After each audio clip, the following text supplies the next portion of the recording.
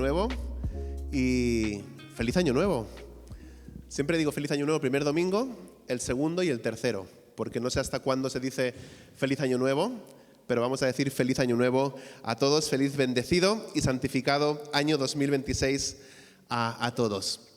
Como venimos haciendo en los últimos años, hoy por ser el primer domingo de mes tenemos el domingo de visión. ¿Qué significa eso?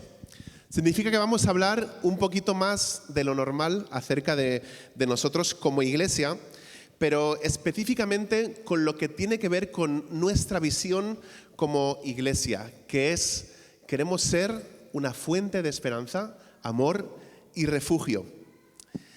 Y quiero haceros una pregunta. ¿Qué es lo que hace que una iglesia sea una gran iglesia? ¿Qué es lo que hace que una iglesia sea una gran iglesia? Porque a menudo escuchamos esta expresión, ¿no? Aquella iglesia es una gran iglesia. Pero en realidad nadie sabe exactamente qué es lo que significa eso, que sea una gran iglesia. ¿Cómo podemos saber cuando una iglesia se ha convertido en una gran iglesia? A lo mejor la gente se refiere a lo grande que es la iglesia. Creo que eso es la mayoría de lo que la gente quiere decir cuando dice una gran iglesia. Una gran iglesia es una iglesia grande con cientos de personas que se reúnen ahí los domingos. Ahora solo hay un problema. Todos sabemos que no todas las iglesias grandes son grandes iglesias. Y muchas grandes iglesias no son tan grandes. A lo mejor esa grandeza tiene que ver con tener un pastor famoso.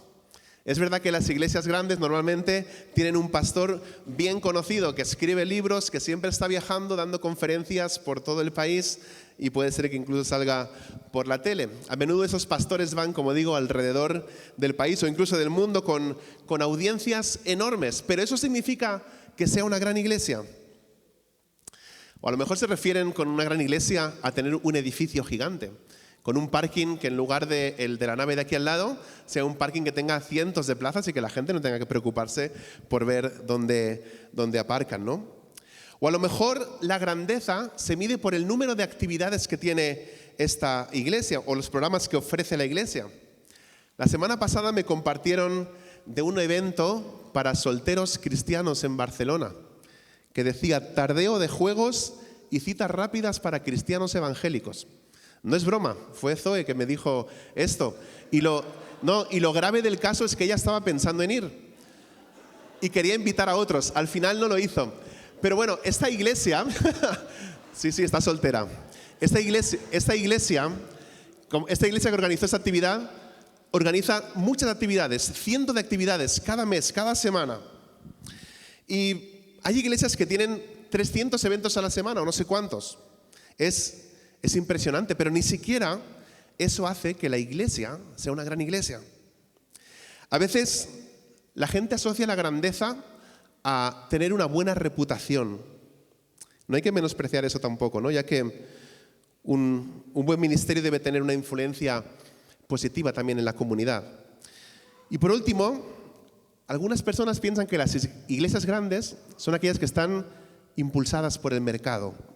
Con esto quieren decir que las grandes iglesias están en un contacto estrecho con los deseos y necesidades de la comunidad que los rodea.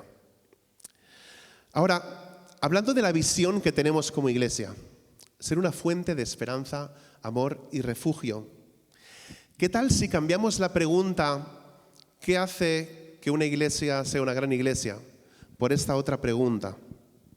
¿Qué hace que una iglesia sea una iglesia sana? ¿Qué hace que una iglesia sea una iglesia sana? Es una pregunta completamente diferente, ¿no? Porque al final una iglesia puede ser grande a los ojos del mundo, pero no ser una iglesia sana en absoluto. Y muchas iglesias verdaderamente sanas pueden no ser grandes a los ojos de las personas. La grandeza se refiere a cuestiones externas, mientras que la sanidad se refiere a las realidades invisibles que hay en el corazón. Ahora sí, me gustaría que me acompañarais a nuestro texto para el día de hoy. Aunque estamos pensando en predicar durante este año ya que estamos, 2026, estamos pensando en predicar toda la carta a los romanos, he seleccionado un texto en el día de hoy. He cogido ese texto porque nos habla o nos da 3 cualidades acerca de una iglesia sana. Vamos a ver Romanos capítulo 12, versículos del 3 al 8. Y aunque estas 3 cualidades no son las únicas en las que debemos enfocarnos, son de una importancia vital. Pues aquí el apóstol Pablo se enfoca en estas 3 cualidades que envuelven la manera en la que nos vemos a nosotros mismos, la manera en la que vemos a los demás y la manera en la que vemos nuestra implicación personal. Estas 3 cualidades que vamos a ver en esta mañana, en este inicio de año, nos permiten evaluar el conjunto de la iglesia y nuestras vidas de manera personal. Lo que vamos a hacer hoy nos va a permitir ver si estamos en el camino correcto para alcanzar nuestra visión, que es ser una fuente de esperanza, amor y refugio. Mi objetivo para el día de hoy es que si no te sabías la visión de la iglesia, te la aprendas. Queremos ser una fuente de esperanza, amor y refugio. Luego la vamos a decir todos juntos, ¿vale? Por si entra alguien de la calle, que le dé miedo, todos aquí a la vez diciendo la misma cosa, ¿sí? Pero eso ya para el final, a ver si en verdad la hemos aprendido. Pero como os decía, para alcanzar la visión, para ver si estamos en el camino correcto para alcanzar la visión, debemos ser una iglesia sana. Y la primera característica de una iglesia sana es una evaluación honesta. Romanos capítulo 12, versículo 3. Dice así: por la palabra que se me ha dado, os digo a todos vosotros, nadie tenga un concepto de sí más alto que el que debe tener, sino más bien piense de sí mismo con moderación, según la medida de fe que Dios le haya dado. En ese versículo, el apóstol Pablo utiliza 4 veces la misma palabra en griego, 4 veces diferentes, que se traduce como pensar. Pero una traducción más literal podría ser algo así: no te sobreestimes más de lo que debes, sino piensa de ti mismo con sensatez. La idea es que los cristianos debemos tener una apreciación realista de nosotros mismos, sin envanecernos, pero tampoco sin hundirnos en el barro. La palabra clave es, y se ha dicho esta mañana y me ha gustado mucho, es humildad, que podría definirse como la virtud. La humildad es la virtud que cuando crees que la tienes, la has perdido. La humildad es saber quién eres en Dios. Os dije un martes, hace unas semanas, cuando hablábamos acerca de permanecer en Juan capítulo 15, cuando hablábamos de la poda, cuando hablábamos si Dios nos poda o no nos poda, y si la poda duele o no duele, pues dijimos que a los que estamos llevando fruto, dice la palabra, la Escritura, que Dios nos poda para que podamos dar mucho fruto, para que podamos llevar mucho fruto. Y una de las cosas que Dios ha estado podando de mí es el orgullo, es mi orgullo. Y sabes, el orgullo viene de sobrevalorarte a ti mismo, presumir demasiado a menudo, presumir de tus logros una y otra vez, obsesionarte con tu supuesta grandeza. Y sabes, a todo esto el apóstol Pablo dice: conócete a ti mismo, conoce tus fortalezas, conoce tus debilidades, conoce lo que puedes hacer y lo que no puedes hacer. No vivas en un mundo de ensueño pensando que tú puedes hacerlo absolutamente todo, porque no puedes. Y cuanto antes te des cuenta de eso, pues va a ser mucho mejor. Algunas personas tienen dificultades en este aspecto porque temen admitir sus debilidades. Por eso se jactan constantemente de sus logros, buscando aprobación y buscando llamar la atención de los demás sobre sí mismos. Otros caen en el extremo opuesto. No sé si conocéis este personaje Urias Heep, hablando mal de sí mismo constantemente. Urias Heep es el protagonista de la novela de Charles Dickens titulada David Copperfield. No sé cuántos bueno, creo que muchos sabéis que es un mago, ¿no?, de los años 90, pero ese nombre lo sacó de algún lugar, ¿no? Y ese nombre viene de esta novela precisamente de Charles Dickens. En esta novela, no me he leído el libro, pero he visto la película. La película está en Amazon Prime y se titula La increíble historia de David Copperfield, donde este personaje, este Uriah Heep, se pasa toda la película hablando acerca de lo humilde que él es. Lo humilde que él es, aunque en realidad es un hombre resentido, es un hombre que usa la culpa o la falsa modestia y el victimismo como un arma también para manipular todas las situaciones. Bueno, las personas como estas lo hacen con la esperanza de que tú les digas, no, tranquilo, si eres el mejor. ¿Eso os ha pasado o no? Gente que continuamente quiere dar pena sobre sí mismo y a lo mejor yo me invento, yo qué sé, es un crack tocando la guitarra, ¿no? Y dice, no, es que yo no sé tocar, es que no toco bien, es que no, para que le digan, no, si eres el mejor, tío, tal. ¿Os ha pasado eso? Pues en otros ámbitos estoy seguro que sí, ¿no? En cualquier caso, el orgullo es el factor que suele motivar estos comentarios. Pero si sabes quién eres en Dios, entonces no tienes que presumir ni suplicar. Puedes ser tú mismo. Tus dones, tus talentos se van a hacer evidentes tarde o temprano. Hace un par de meses, la iglesia que Alex San Pedro pastoreó pidió perdón, decía, por los hechos acontecidos que han producido dolor y quebranto en diversas mujeres y sus familias, y habilitaron un teléfono y un correo electrónico para las personas afectadas. No es necesario repetir los detalles que condujeron a esos trágicos acontecimientos, ¿no? Pero vale la pena preguntarnos qué es lo que podemos aprender acerca de eso. Creo que cuando las personas se vuelven o se convierten en líderes de organizaciones y de movimientos de gran envergadura, cuando esas personas se hacen famosas y los medios de comunicación evangélicos y otras entidades buscan constantemente sus opiniones, creo que entonces tenemos que empezar a ser cautelosos.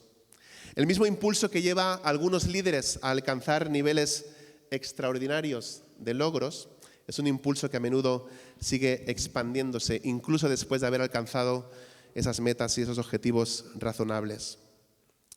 Como un río que puede llegar a romper el dique o su dique, ese impulso a menudo se desvía hacia áreas de emoción y de riesgo que pueden ser peligrosas y también destructivas. A veces el impulso parece imparable. Momentos como esos requieren oración y requieren de un sincero examen de conciencia. Estoy seguro de que muchos pastores o muchos líderes cristianos respiraron hondo cuando se enteraron de lo que sucedió con Alex San Pedro. Pero lo que le ocurrió a él nos puede ocurrir a cualquiera de nosotros. Yo no puedo explicar por qué él hizo lo que hizo, pero me recuerda a un escritor inglés que él comentaba que no hay ningún hombre que si se hicieran públicos sus pensamientos, dice, no merecería ser ahorcado 12 de veces al día.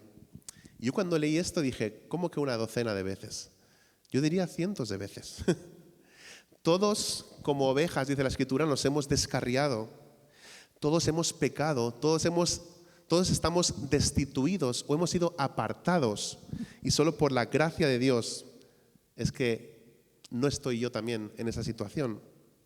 La caída de este pastor, cantante, poeta, etcétera, de Alex San Pedro puede ser una bendición disfrazada para la Iglesia española, si se produce un sano sentimiento o sentido de introspección y una nueva humildad en todos nuestros líderes. Ahora, no comparto esto para señalar con el dedo, ¿no?, sino para recordarnos que Betel solamente será un lugar de refugio si todos caminamos en la luz. ¿Sí? Cuando Jesús dijo, edificaré mi iglesia, nos estaba diciendo que la iglesia misma es su creación.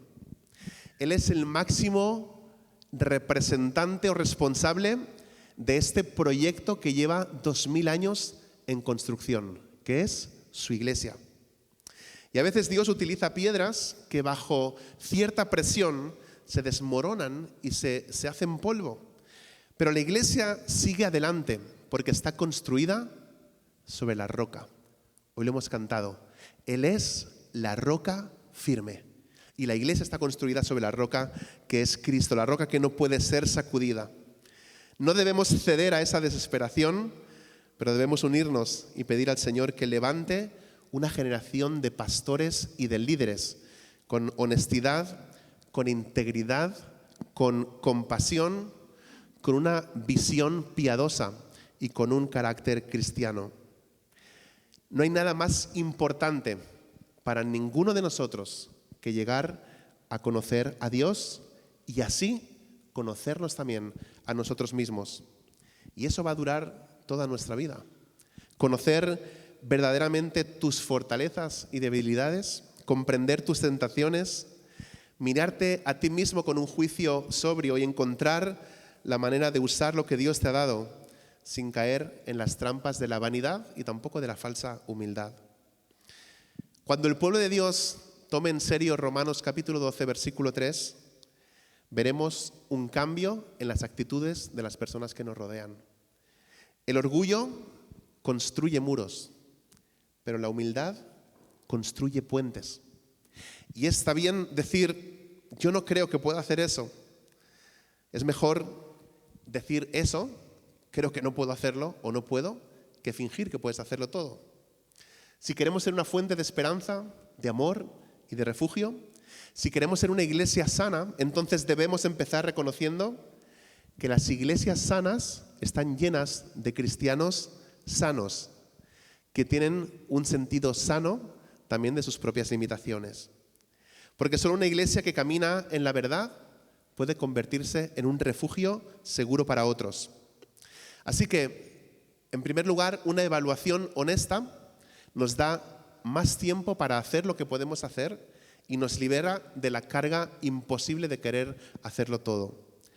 Pero la evaluación honesta solamente es la primera marca o la primera actitud de una iglesia sana. Y eso nos conduce directamente a la segunda cualidad importante, que es la cooperación fiel. Romanos capítulo 12, versículos del 4 al 5. Seguimos adelante.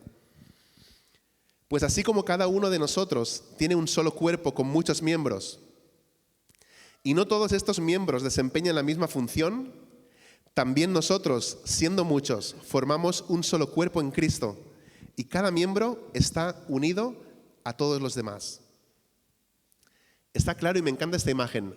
La iglesia no solamente es una familia, la iglesia no solamente es la casa de Dios, la iglesia es también un cuerpo. La iglesia es un cuerpo. Tiene muchas partes, con muchas funciones, pero todas sirven a un propósito mayor. Así que si quieres saber cómo es la iglesia, pues ponte delante del espejo y mírate. Descubrirás 3 verdades sobre tu cuerpo y 3 verdades sobre la iglesia de Dios.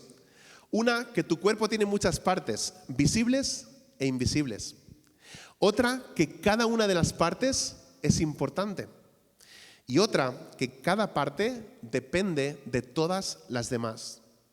Sin duda de esto último, quiero que pienses por un momento en la última vez que te dolió una muela. ¿Quién se acuerda de la última vez que le dolió una muela? Probablemente nunca te paras a pensar en tus dientes, ¿o sí? ¿Hay alguien que piensa en sus dientes normalmente? Ves al dentista. Pero normalmente no pensamos en los dientes. ¿Cuándo te acuerdas de los dientes? Cuando te duele, cuando tienes una caries, cuando tienes un diente roto, cuando tienes una muela que te molesta, entonces nos acordamos de eso, ¿no? Cuando nos duelen los dientes, ¿qué pasa? No podemos pensar en nada más, ¿cierto? Parece que solo existen los dientes en el cuerpo, porque nos duele tanto el diente que eso es lo único que importa, ¿no? Pero pasa absolutamente lo mismo con todas las partes del cuerpo. Normalmente no pensamos en las demás partes hasta que nos duele algo. El principio que podemos obtener de esto es la unidad en medio de la diversidad. No todos somos iguales en el cuerpo de Cristo.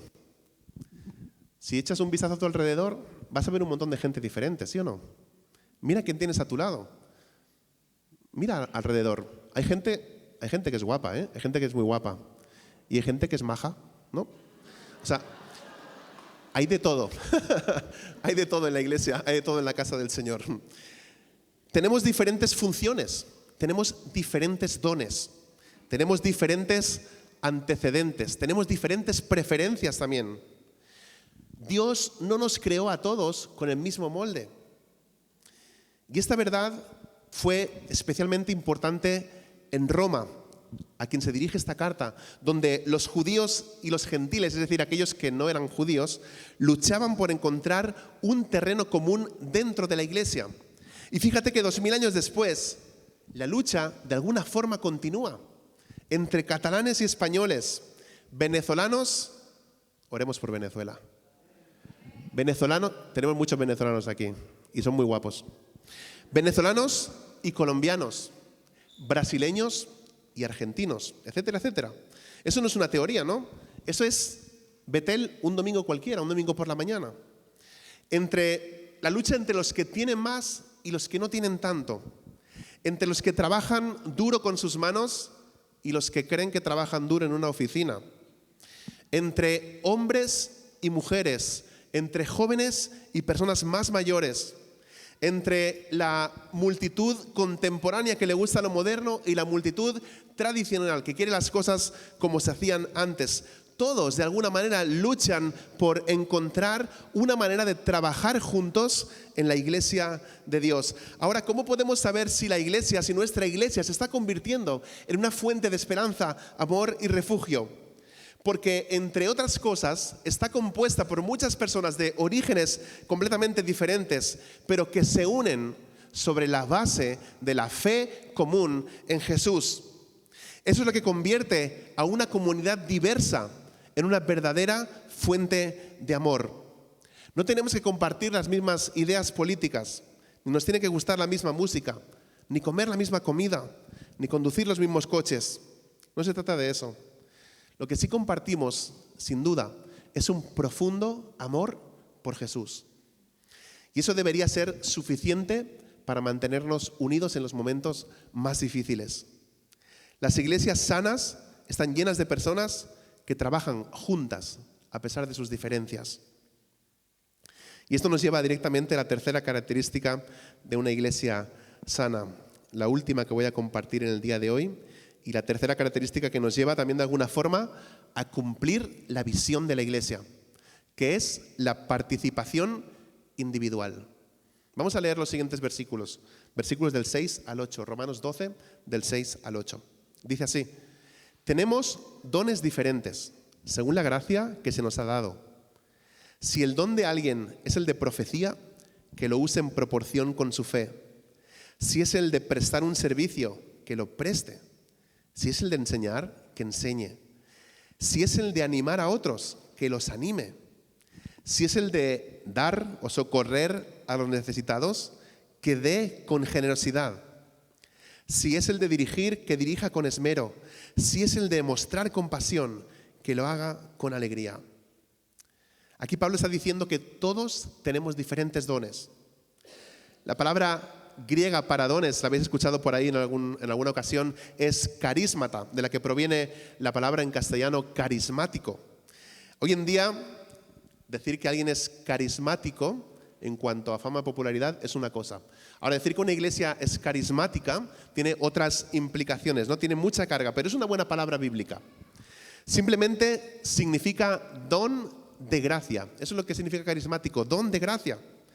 Todos los dones de Dios son dones de gracia. Ninguno proviene de nosotros mismos, sino que todos nos han sido dados por Dios cuando confiamos en Cristo Jesús como nuestro Salvador. En ese sentido, podemos decir que todos somos cristianos carismáticos. Si tienes un don espiritual, y todos los cristianos tienen al menos un don, entonces eres un creyente carismático. Pero tampoco te quedes con eso y que te asuste esa palabra. No significa que tengas que hablar en lenguas o supuestas lenguas o hacer nada que te haga sentir incómodo. Ser carismático, en el sentido bíblico, simplemente significa que el Espíritu Santo te ha dado un don espiritual. Y hay 3 verdades básicas acerca de los dones espirituales. Una es que todos los creyentes tienen al menos un don espiritual. Otra verdad es que ningún creyente tiene todos los dones. Y otra es que tu don espiritual te permite servir eficazmente al cuerpo de Cristo. Esa es la marca definitiva de una iglesia sana. Una iglesia en la que cada creyente utiliza sus dones espirituales para el bien de toda la congregación. Y cuando cada uno aporta lo que Dios le ha dado, entonces la esperanza deja de ser un concepto y se vuelve en algo tangible, algo que podemos palpar. Pablo enumera aquí 7 dones en Romanos capítulo 12. En otros pasajes, como 1 Corintios 12, Efesios 4 y otros lugares, ofrece otras listas que al combinarlas nos dan más o menos unos 30 dones espirituales diferentes. En realidad, creo que puede haber cientos de dones espirituales diferentes, de los cuales tenemos una pequeña muestra ahí en el Nuevo Testamento. Pero quiero solamente enumerarlos por encima y que podamos pensar en ellos en esta mañana. En primer lugar, menciona la profecía. Si quieres dejar el versículo ahí para que se vea. En primer lugar, menciona la profecía. Ese es el don o la capacidad de hablar con autoridad la verdad de Dios.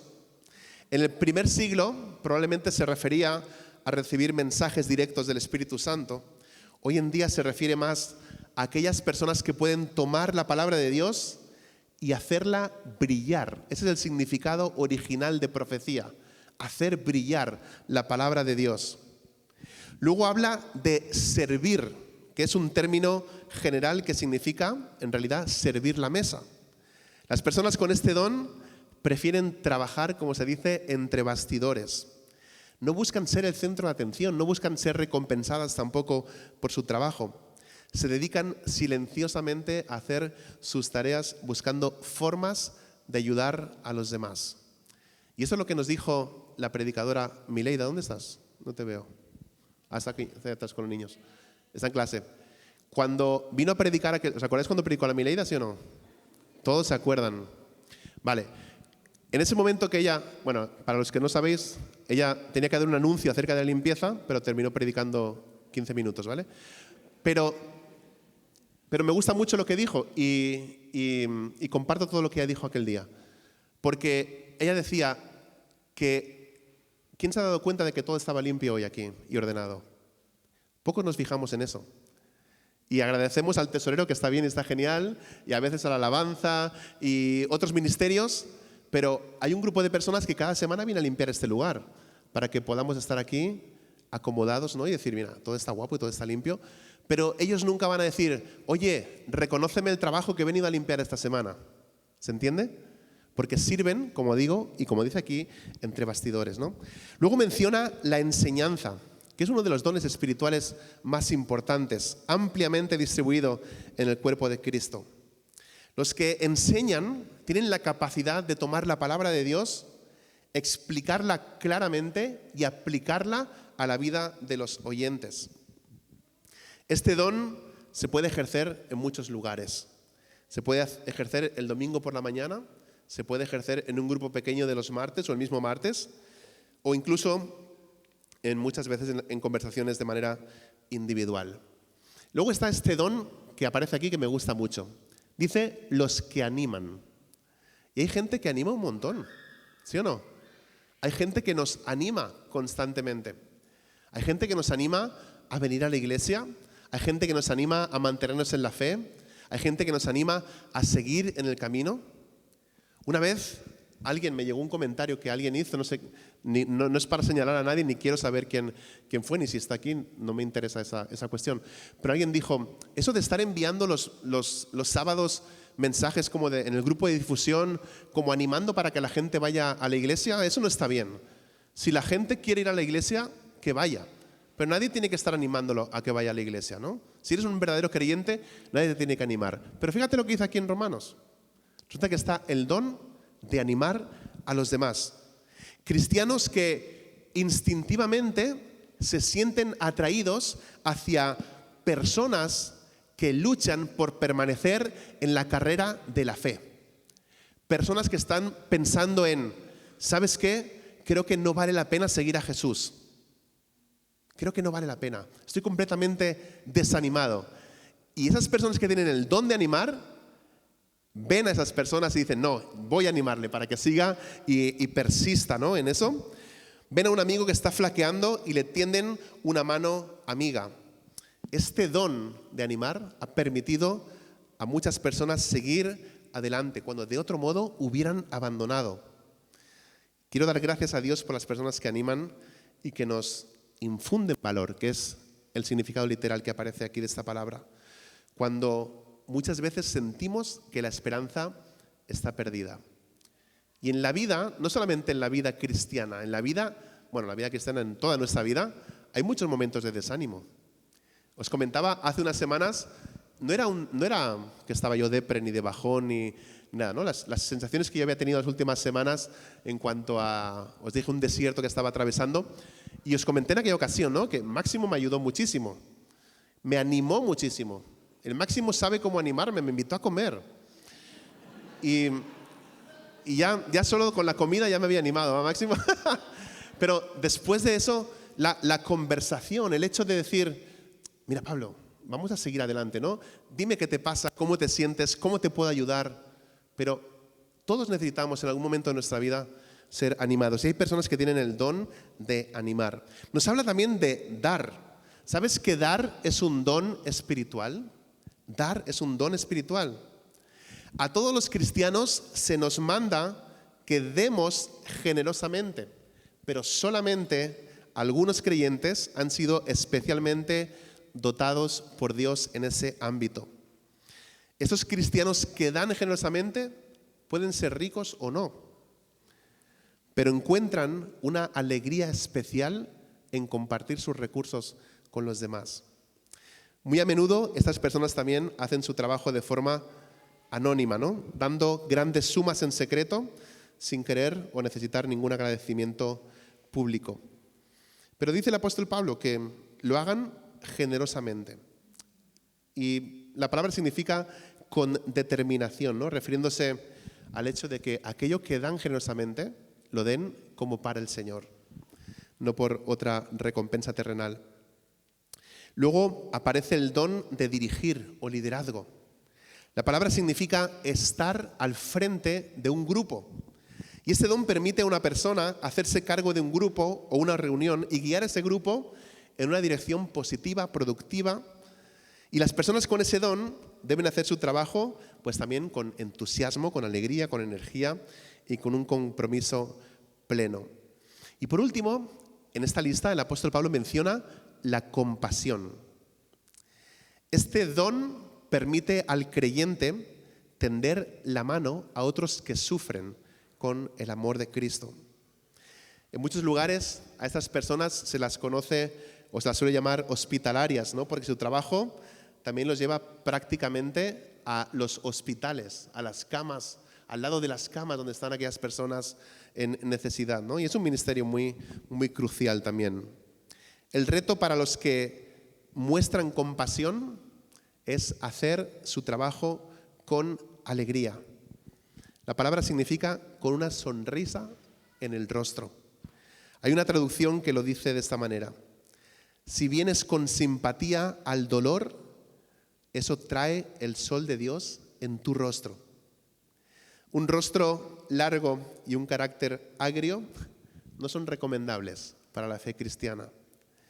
Creo que todos en algún momento hemos recibido la visita de algunos creyentes bien intencionados, pero que en lugar de alegrarnos, nos han amargado. Bueno, nos ha alegrado cuando se han ido, ¿no? Me ha dicho, menos mal que ya se va. Y en ese momento, bueno, a lo mejor me estoy liando, pero puede ser que el ministerio sea ese. Puede ser que venga con la cara de amargado, te amarguen, pero al irse y tú te alegras, entonces te anima. Al final es lo mismo, ¿no? Al final está bien, da igual, ves como quieras. Bueno, el punto es que los que muestran esa compasión a los demás deben hacerlo con alegría, ¿no?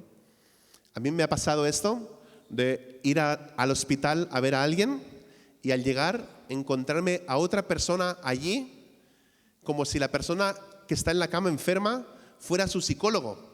Y la persona vomitando ahí toda la semana y estoy cansado y he venido aquí y no sé qué. Y la persona enferma está así como pensando, ¿para qué has venido?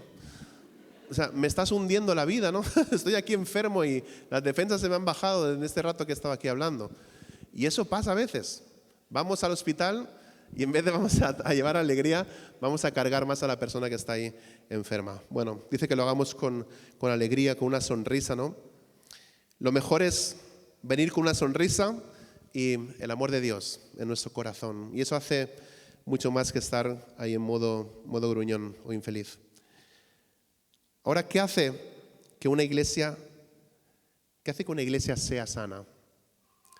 ¿Qué hace que nuestra iglesia sea una fuente de esperanza, amor y refugio? Ya lo he dicho antes, la respuesta no es difícil de encontrar. Lo que hace eso son cristianos sanos, cristianos que te llevan a la fuente de esperanza, amor y refugio. Después de todo, la iglesia es mucho más que el edificio, mucho más que la organización. La iglesia es la gente, son las personas y las personas son la iglesia. Las iglesias sanas están formadas por cristianos sanos que comparten 3 cualidades fundamentales: la evaluación honesta, la cooperación fiel y también la participación individual. Y esto me lleva a hacerte una pregunta penetrante en esta mañana.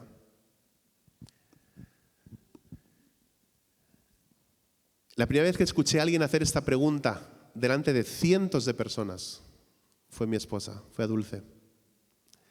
La invitaron a un lugar, esto es otro tema, es otro rollo muy largo, pero la invitaron a un lugar en el que no estaban de acuerdo con el ministerio de la mujer, con que la mujer predicara. Pero le invitaron a que ella predicara, entonces no entendía nada. Bueno, cientos de personas. Y sabéis, como se palpaba en el ambiente el mal rollo porque una mujer estuviera compartiendo, Dulce les dijo esta pregunta: cuando te mueras y llegues a la presencia de Dios, ¿tú crees que Dios te va a decir, muy bien porque no dejaste que la mujer predicara? ¿O muy mal porque no dejaste que la mujer predicara? ¿O tú crees que Dios te va a decir, ¿qué has hecho con los dones que Dios te ha dado? ¿Qué crees que va a pasar? Y esa es la pregunta que te hago esta mañana. ¿Qué estás haciendo con el don que Dios te ha dado? ¿Qué estás haciendo? ¿Lo estás utilizando para su gloria o estás desperdiciando ese don que Dios te ha dado? Te voy a hacer la pregunta de otra manera.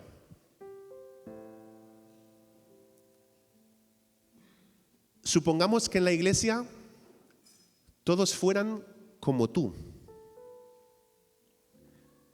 ¿Qué clase de iglesia tendríamos entonces? Si todos fueran como tú, ¿qué clase de iglesia tendríamos? ¿Seguirían funcionando todos los ministerios como están funcionando hasta ahora? ¿Seguiríamos alcanzando a las personas para Jesús? Deja que te llegue bien la pregunta. Deja que entre bien esa pregunta en tu alma. Y si te resulta incómoda, a lo mejor es porque el Espíritu Santo quiere que hagas algo al respecto. Si queremos mejores iglesias, entonces necesitamos mejores personas en nuestras iglesias. Y eso no pasa por casualidad. En tiempos como los que estamos viviendo, en los que, entre otras cosas, los fracasos pastorales se han convertido en noticia de primera plana, podríamos caer fácilmente en esa desesperación, pero no lo hacemos. Pero sí todos necesitamos desesperadamente al Señor. Y lo necesitamos mucho más de lo que creemos. Últimamente he estado orando, una oración que se conoce como la oración de Jesús. Y la he estado orando para mí mismo. Es una oración que surge de la tradición ortodoxa hace 2000 años aproximadamente. Es una oración muy cortita. Y esta oración dice así: Jesús, Hijo de Dios, ten compasión de mí, que soy pecador. Jesús, Hijo de Dios, ten compasión de mí, que soy pecador. Nuestras iglesias serán mejores cuando tengamos mejores pastores y mejores miembros. Y eso no sucederá hasta que juntos clamemos por la misericordia del Señor. La buena noticia es que Dios se complace en escuchar los clamores de su pueblo cuando su pueblo le invoca. Este viernes éramos un montón de gente aquí, pero un montón. Honestamente, no es que tenía falsas expectativas, pero no esperaba tanta gente en esta vigilia, un viernes a las 8 de la noche. Y estuvimos hasta la 1 de la mañana. Hasta nos cerraron el Burger King, que queríamos ir después. Y cuando llegamos ya nada. Pero aquí estábamos orando. Y aquí nos dimos cuenta, o volvimos a darnos cuenta, como siempre, que cuando clamamos a Dios, cuando le invocamos, Él nos escucha. Y Él nos responde también. La conclusión es muy simple.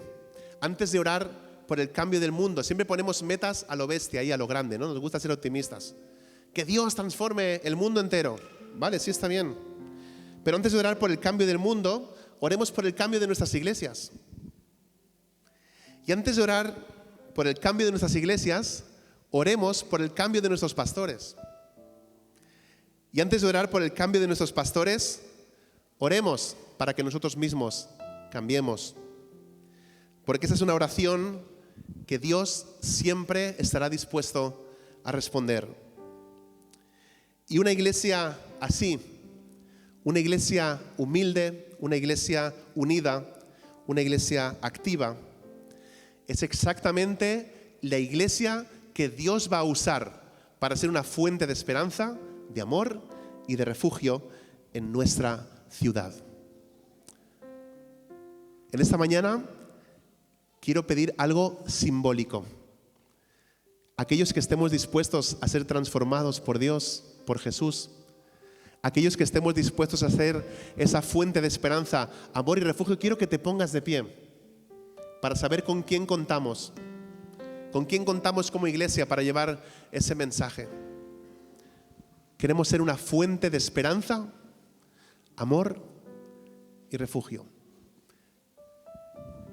El deseo es que todas aquellas personas que hayáis llegado y que siguen llegando, que están rotas, porque vivimos en un mundo roto y todos estamos rotos y todos estamos en proceso de construcción. Nadie de los que estamos aquí es como debería ser. Porque si ya lo fuéramos, pues no estaríamos aquí, ¿no? Gracias, iglesia. Vamos a seguir adelante con esa visión que Dios está usando para restaurar las vidas de muchas personas.